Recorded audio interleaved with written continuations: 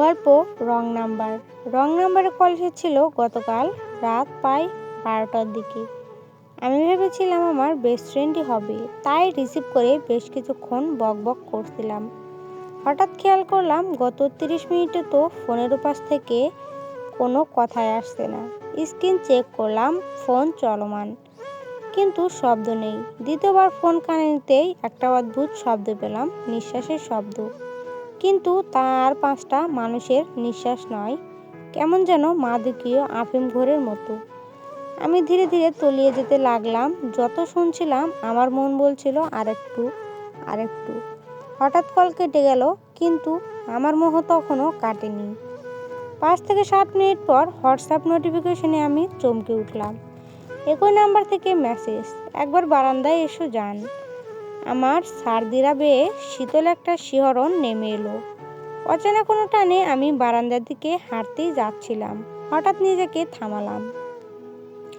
এত রাতে একজন অপরিচিত মানুষ, যদি কিছু হয়, তার উদ্দেশ্য কি? ভাবনার মাঝেই আর একটা মেসেজ, কাম ফাস্টের যান, আই ক্যান ওয়েট এনিমোর।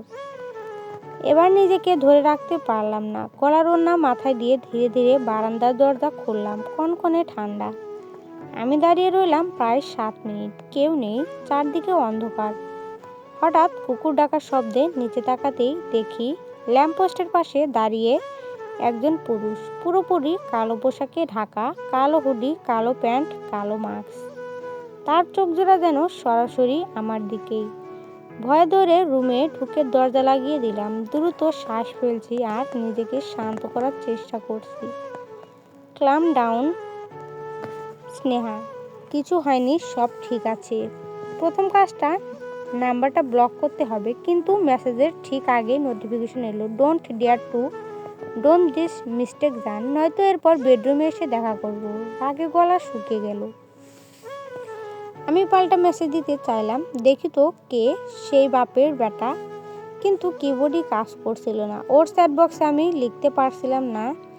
ঠিক তখনই অন্য এক নাম্বার থেকে কল। রিসিভ করতে বললাম, এই সমস্যা কি আপনার? হ্যাঁ, কে আপনি? ভয় দেখানোর সাহস। আরে ভাই, আমি রূপা। এত আবল তাবল বাদ দিয়ে শাসনটা দিয়ে দ্রুত। আমি থমকে গেলাম। রূপা? কিন্তু রূপা যদি এখান থেকে কল করে, তাহলে ওই নাম্বারটা কার? আমি তাড়াতাড়ি জিজ্ঞেস করলাম, ওই নাম্বারটা কার? রূপা বলল, কোন নাম্বারটা? সে কিছুই বুঝছে না। আমি বুঝলাম ওটা রূপা ছিলই না। আমি তাকে সাজেশন দিয়ে ঘুমাতে গেলাম। এখন পড়ায় মনও বসবে না। আজ সকাল 7টার দিকে বড় আপুর চেঁচামেচিতে ঘুম ভাঙলো। ঢুলতে ঢুলতে গিয়ে দেখি, জিজ্ঞেস করলাম, কি হয়েছে? সকাল সকাল এমনভাবে চিৎকার করছিস কেন?